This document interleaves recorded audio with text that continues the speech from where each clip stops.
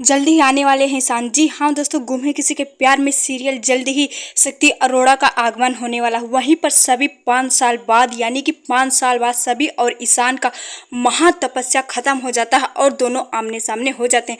उसी बीच ईशान से मिलते ही वक्त सभी की एक बेटी होती है और ईशान यही सब देखकर बहुत ही हैरान हो जाता है।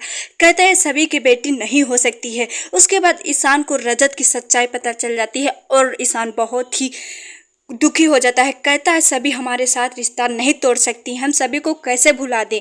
आगे क्या होने वाला, हमारे चैनल को सब्सक्राइब कर लें, वीडियो को लाइक कर लें। 5 साल बाद सच का खुलासा होगा। जी हाँ दोस्तों, ईशान 5 साल बाद सभी की सच्चाई जानकर सभी को बहुत ही डांटता और फटकारता है। कहता है सभी तुम हमारे साथ ऐसा कैसे कर सकती हो।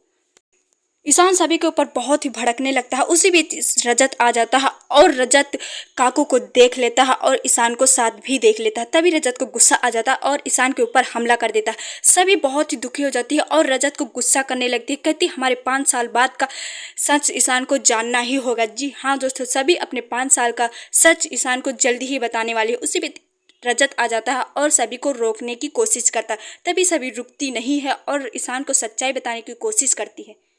कहती है हम अपने ईशान को सच्चाई बताकर ही रहेंगे। जी हाँ दोस्तों, ईशान को सभी सच्चाई बताने चली जाती है और ईशान सभी के ऊपर बहुत ही भड़क जाता है। कहता है सभी तुम हमारे नज़रों से दूर हो जाओ, तुम्हें तो रजत चाहिए। उसी बीच ईशान को गुस्सा आ जाता है और सभी को धक्का देता है। जी हाँ दोस्तों, ईशान सभी को धक्का देता है। कहता है हम इतने सालों बाद मिले तभी सभी हमारी नहीं हो पाई। सभी और ईशान बहुत ही दुखी हो जाते हैं और रजत को देखकर ईशान को बहुत ही गुस्सा आ जाता है।